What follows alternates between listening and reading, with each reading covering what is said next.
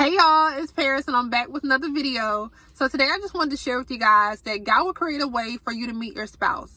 God will create a way for you to meet your spouse, okay?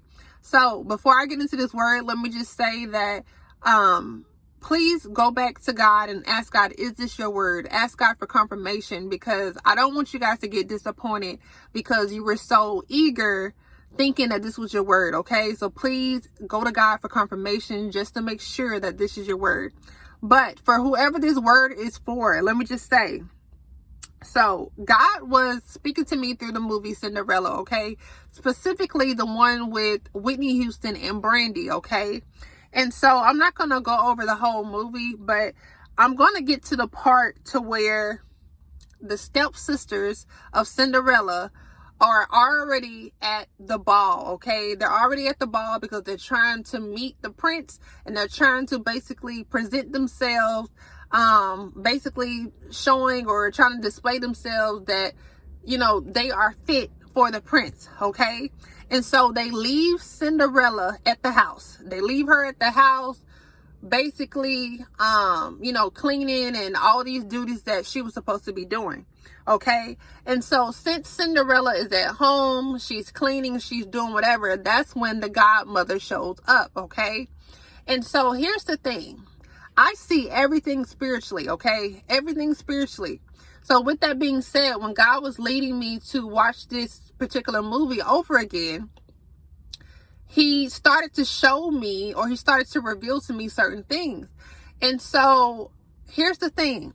Even though the fairy godmother in the movie was the fairy godmother of Cinderella, basically, if you look at it spiritually, the fairy godmother was God, right? And so the fairy godmother shows up right at a time where Cinderella is feeling hopeless, because she's wishing, she's dreaming that she could be at this ball because she feels, you know, deserving.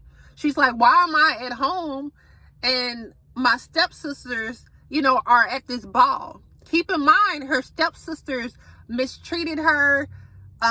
You know, they felt like they were above Cinderella. You know, even the stepmother felt like she was above Cinderella, right? And so anyways, they mistreated her. They basically was overlooking her.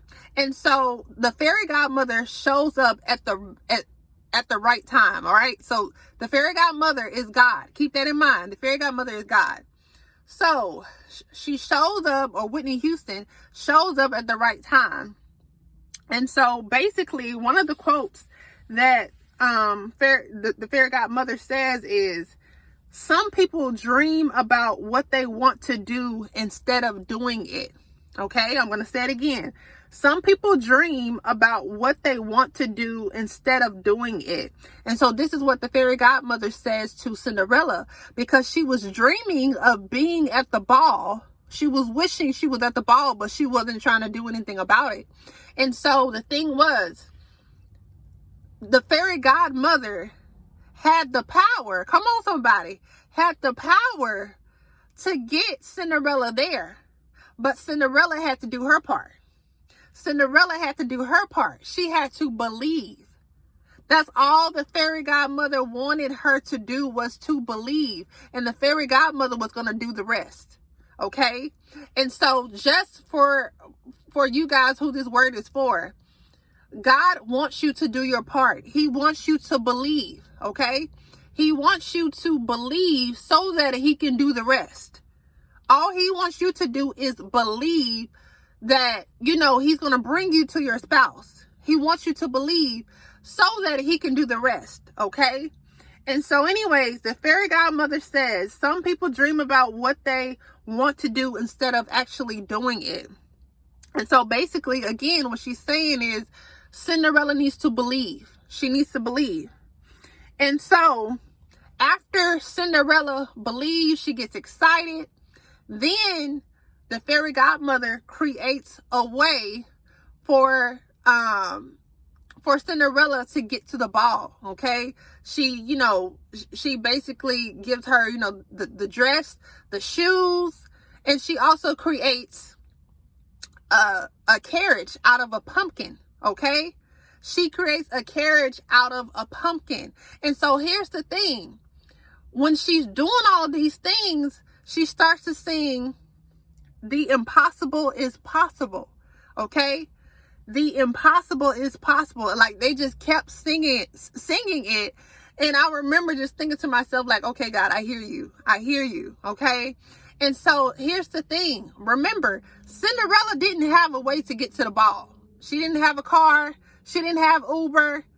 Okay? She didn't have a way to get to the ball. She couldn't even walk to the ball. Okay? She didn't have a dress. She didn't have nothing. But the fairy godmother showed up at the right time and provided her, okay? Because God, keep in mind, the fairy godmother is God. So God basically gave Cinderella provision, gave her the dress that she needed. She didn't have money for it. Gave her the shoes that she needed. She didn't have money for it. Like, basically, God made everything possible for Cinderella. Everything that was impossible, he made possible, okay? So the fairy godmother basically gave to Cinderella everything that she didn't have, everything that she was lacking, or everything that she needed to get to that ball. She already had it. She already had the power, okay? Because we're not going to speak on magic, but we're just going to say that she had the power, okay? Because God has the power to do anything. The impossible is possible, okay? And so I hope that this is encouragement to you guys, that you may not have a car, you may not have certain things, you may not have the dress, you may not have the photographer, whatever, to get married, whatever. The impossible is possible with God. The impossible is possible with God, okay? So God can make anything happen. He can make anything happen. So, anyway, so the fairy godmother, blesses her with a dress, with shoes, and she also, comes up with making a pumpkin, a carriage to get to the ball, okay? And so the thing is, after they're riding to the ball, they get to the ball, the fairy godmother basically drops Cinderella off. But Cinderella wants to take the fairy godmother with her. And the fairy godmother is like, no, you go in by yourself. Have courage. Have courage. Okay? And so the thing is, maybe when it comes to your kingdom spouse, you're scared to do certain things. You're scared to do certain things. And what I mean by that is the things that God is calling you to do when it comes to your kingdom spouse. And so with that being said, you have to have courage. You have to have courage. And so anyways, so she builds up this courage. And as she's walking to go into the ball, the fairy godmother gives her instructions. You need to be out by midnight. You need to be out by midnight. And so what am I telling you guys? God may be giving you instructions and you need to be obedient, okay? It's very important for you to be obedient. You may not think that, midnight or 12 a.m. or whatever, like, that's nothing, or, I can ignore that. No. It may seem simple to you. It may seem irrelevant, but whatever the instructions that God has given you concerning, leading you all the way up into your kingdom spouse, you need to be obedient. Be obedient to every single step. Okay? If that means getting your nails done when he tells you to, if that means buying a dress when he tells you to, do that. Do that. We need to be sensitive to the times. Sensitive to the times, okay? Sensitive to the times, because you never know how this is going to lead you to your person, okay? So we have to be sensitive to everything that God is saying, and we have to be obedient. And so the next thing is that, and y'all hold on because I got my notes. So the next thing is that once Cinderella gets to the ball, she gets to the ball and she's in there, her family doesn't even recognize her. Her siblings don't even recognize her because they're so used to seeing her in rags. They're so used to seeing her in rags. They're not used to seeing her dressed up and beautiful or whatever. And so the thing is, she was unrecognizable, okay? And so what I'm getting at is that you will be unrecognizable to your family, to your friends, to the people who doubted you, to the people who talked about you. You will be unrecognizable, okay? Because they expect you to be a certain way. They didn't expect it to be you. They didn't expect God to choose you. So you'll be unrecognizable. All right. And so, you know, as she meets the prince, and, you know, midnight is coming up. And so when midnight comes up, you know, she leaves, and we all know that she ends up leaving one of her glass slippers, right? And so here's the thing. Now, the prince and Cinderella are separated. So this is divine separation. This is divine separation. Like, basically, if you've already met your spouse, you already know who your spouse is, or God has revealed to you your spouse. And like I said, you guys have already met, but then God separated you guys. So this is exactly what happened with Cinderella. She met her spouse, but then she got separated from him. And so maybe that is you. You met your spouse already, but you got separated, right? Or God divinely separated you guys because he needed to prepare you, and he needed to prepare your future spouse as well. Okay. And so the thing is, now that they're separated, she's probably wondering, like, how are they going to get back together? And the prince was thinking the same thing. Like, how am I going to find her? Like, he didn't have a lot of information on her. Okay. And maybe that is your situation. You don't have a lot of information on your spouse. Your spouse doesn't have a lot of information on you. And so this is why I'm making this video, to let you know that God will create a way for you guys to meet. God will create a way for you guys to meet. And so if we know the movie, if we know the story, we know that the prince begins to go on a hunt to find Cinderella. So he's trying to find every single woman, or he's trying to look for a woman who can fit this glass slipper. So he's basically looking for Cinderella. Okay. And so the town gets wind of, you know, the prince looking for the woman who can fit the slipper. And everybody, you know, is trying to try on the slipper, but they're not a good fit. And so the thing is, when the prince gets close to Cinderella's household, right? He gets close to Cinderella's household. The stepsisters and the stepmother of Cinderella, they try to hide Cinderella. They try to put her in the back, okay? And then they put themselves up front. They put themselves in display, okay? Basically saying that they're more worthy than Cinderella, right? And so the thing is, the enemy, which is the stepsisters and, you know, the stepmother, the enemy tried everything he could to stop Cinderella from getting her blessing. But guess what? God will turn evil for your good, okay? Whatever God promises you, whatever God says in his word, it has to happen. Whatever God says in his word has to happen. Whatever God promises you, it has to happen. And so with that being said, the enemy can put up any kind of obstacles he wants, but it's still not going to stop what God has planned. And so they tried to trap Cinderella in the back. But Cinderella just ended up being outside. And as the prince is determined to find Cinderella, he finds her outside, because the stepsisters and the stepmother didn't even realize that she was outside.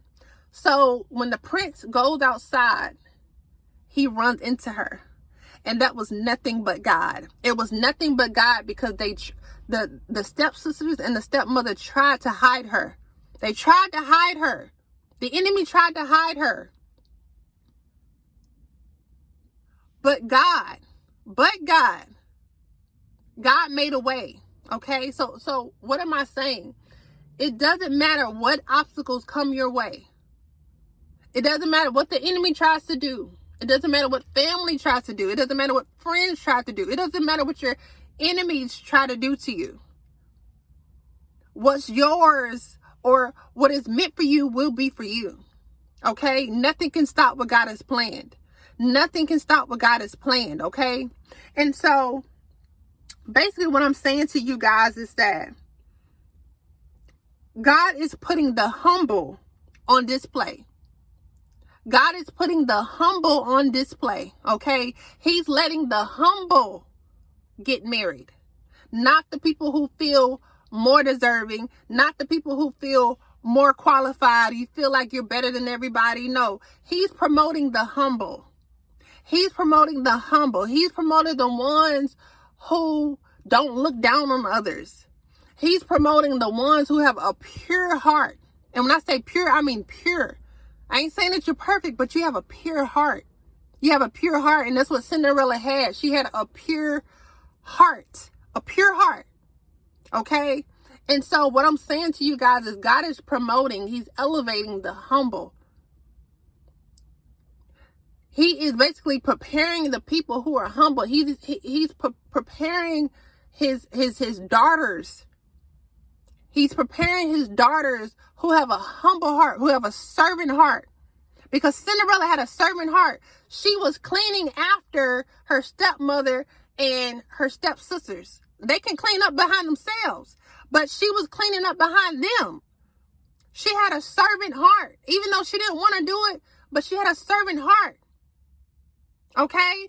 And so that's why I said you can't receive every single word, because some people that will come across this video, you don't have a servant heart. And you have to be honest with yourself. You don't have a servant heart, because you wouldn't do things for other people. Some people that will come across this video have a selfish heart. All they think about is themselves. And so the thing is, if that is you, if you have a selfish heart, you have to you have to get a reality check. You have to get a reality check, because the thing is, you have to realize when it comes to marriage, you can't be selfish. You can't be selfish. You can't just think about yourself. So how can God give you marriage if that's all you think about is yourself? Why would he bless you with the marriage if you only think about yourself and you don't even think about others? Society glamorizes marriage. Society glamorizes weddings without realizing the importance of preparation, without even realizing that it's more than just a wedding. It's more than just a ring. This is life. This is a covenant. This is spiritual. This thing is real. Okay? And so anyways, that's why it's very important to wait on God. It's very important to let God choose your spouse. It's very important to have mentors. It's very important to basically allow God to pour into you so that he can change your heart, so that you don't be selfish, so that you will think about others, so that you can be prepared to be married. Okay? And some of you guys, you are idolizing marriage so much, and that's the reason why God is not giving marriage to you, because you idolize it. You put marriage before him. So that's another thing that some people need to work on. You need to work on idolizing. You shouldn't idolize anything or anyone. So again, have a reality check. Are you selfish? Is marriage all you think about? Is men all you think about? Build your relationship with God. Get that right first. And once you get that right, then God will start talking to you about marriage. Okay? So I hope that this blesses you guys. I hope that this will be confirmation, and I hope that this will be for somebody. Okay? So if you made it this far, type in the comments, I made it. And I will see you guys in my next video. If you guys would like to book a coaching session or become a life coach, please go to my website at parismaze.com, and I will see you guys in my next video. Bye, y'all.